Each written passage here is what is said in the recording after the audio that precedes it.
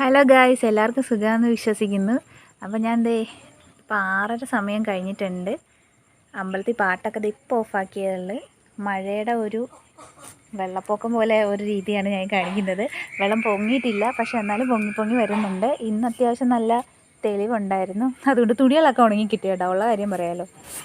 ദേ ഞാൻ നിങ്ങൾക്ക് കാണിച്ചു തരാം. നമ്മുടെ പുതിയ വല ഇറക്കിയിട്ടുണ്ട് കേട്ടോ. അത്യാവശ്യം മീനൊക്കെ കിട്ടുന്നുണ്ട്. ഞാൻ കുറച്ച് തിരക്കായിപ്പോയി, അതുകൊണ്ടാണ് വീഡിയോസൊക്കെ ഇടാഞ്ഞത്. കണ്ടോ വള്ളത്തിൻ്റെ അവസ്ഥ.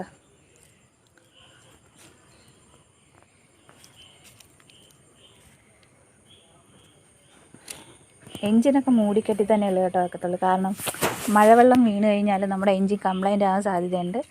അതുകൊണ്ട് നമ്മൾ എൻജിനൊക്കെ നല്ല സേഫായിട്ടേ വെക്കത്തുള്ളൂ. പക്ഷേ വെള്ളം ഇതിൻ്റെ ഉള്ളിൽ മഴ പെയ്യാൻ നേരത്ത് നമ്മുടെ ഈ വള്ളത്തിൻ്റെ ഉള്ളിൽ വെള്ളം നിറയും. അപ്പോൾ നമ്മൾ അത് കണ്ടോ ഒരു പച്ച അത് വെച്ച് നമ്മൾ കോരിക്കളയും, അല്ലെങ്കിൽ നമ്മൾ വല്ല ചരുവമോ ബക്കറ്റോ വെച്ചിട്ട് കോരിക്കളയും. അങ്ങനെ വെള്ളം നിറയുമ്പോൾ നമ്മുടെ എൻജിൻ എന്തെടുക്കും, ചെരിഞ്ഞ് വരും. അതുകൊണ്ട് നമ്മൾ വെള്ളം നിറയുമ്പോൾ തന്നെ നേരത്തെ തന്നെ ഓരോ മഴ പെയ്യുമ്പോഴും നേരത്തെ തന്നെ നമ്മുടെ വള്ളത്തിലെ വെള്ളം നമ്മൾ കോരിക്കളയും. ഈ വെള്ളത്തിൻ്റെ കളർ എന്താ ഇങ്ങനെയെന്ന് നിങ്ങൾ വിചാരിക്കും. പക്ഷേ ഞാൻ നേരത്തെ ഒരു വീഡിയോയിൽ ഞാൻ ഇട്ടിട്ടുണ്ട്. പാടത്തിലെ വെള്ളം അടിച്ചിങ്ങോട്ട് വരുമ്പോഴാണ് ഈ കളറ് ആവുന്നത്. അതേസമയം വേലിയേറ്റം വേലിയിറക്കം എന്ന് പറയുന്നൊരു സംഭവം ഉണ്ടല്ലോ, അത് നമുക്ക് എല്ലാവർക്കും അറിയാം. വേലിയേറ്റത്തിൻ്റെ സമയത്ത് ലൈറ്റ് ഒരു പച്ച കളറിലെ വെള്ളമാണ് വരുന്നത്. ആ വെള്ളത്തിൽ ഞങ്ങൾ തുണിയൊക്കെ അലക്കാറുണ്ട്. പക്ഷേ ഈ ടൈമിൽ ഇപ്പോൾ ഉപ്പായതുകൊണ്ട് ഞങ്ങൾ അങ്ങനെ അലക്കാറോ എടുക്കാറൊന്നും ഇല്ല.